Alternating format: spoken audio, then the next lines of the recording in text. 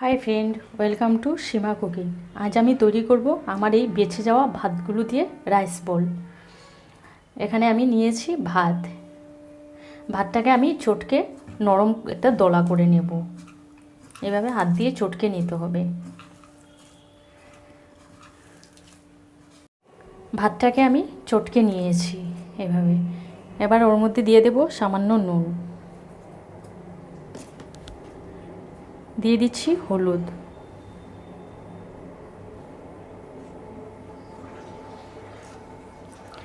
বিস্কুটের গুঁড়া,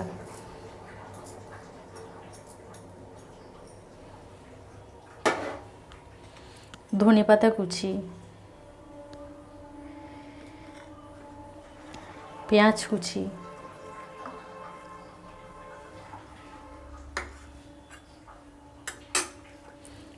লঙ্কা কুচি,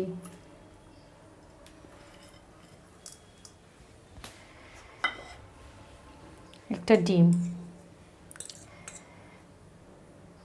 এবার এগুলো দিয়ে আমি ভালোভাবে আবার মেখে নেব।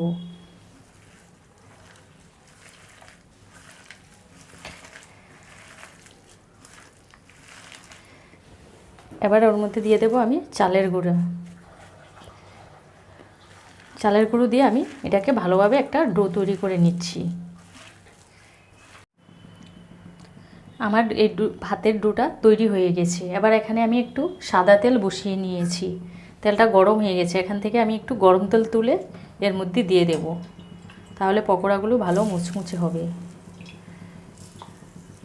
এবার এখানে আমি গ্যাসটা অফ করে দেব।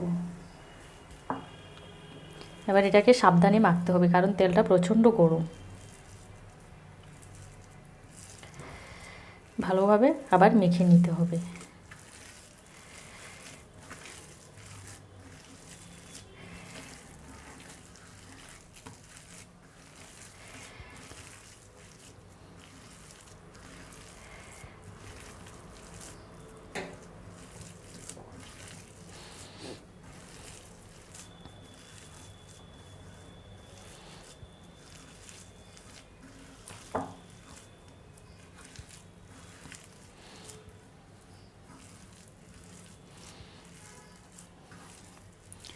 এবার এগুলো দিয়ে আমি একটা বল তৈরি করে নেব।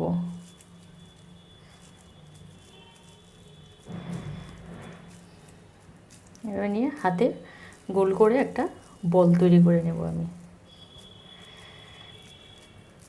এই এমন এভাবে আমি সমস্ত ডোটা দিয়ে বল তৈরি করে নিচ্ছি।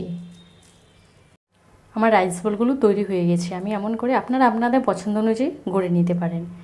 এবার এগুলোকে আমি তেলে ভেজে নেব। এই জন্য এখানে আমি একটা কড়াই বসিয়ে সাদা তেল দিয়ে তেলটাকে গরম করে নিয়েছি।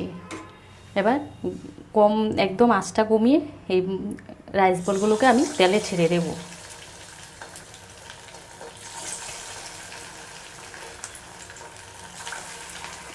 ছেড়ে দিয়ে এবার আমি উপর থেকে কি করব, এগুলোর উপরে তেল দিয়ে দেব।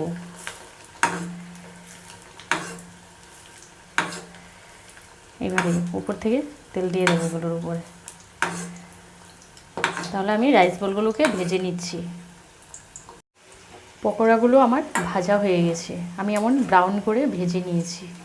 আর আমার এই রেসিপিগুলো ভালো লাগলে একটা সাবস্ক্রাইব করবেন, পাশে থাকা বেল আইকনে ক্লিক করে দেবেন। তাহলে যখনই আমি নতুন কোনো রেসিপি আপলোড করব, সবার আগে পৌঁছে যাবে আপনাদের কাছে। লাইক করবেন, শেয়ার করবেন আর কমেন্ট করবেন।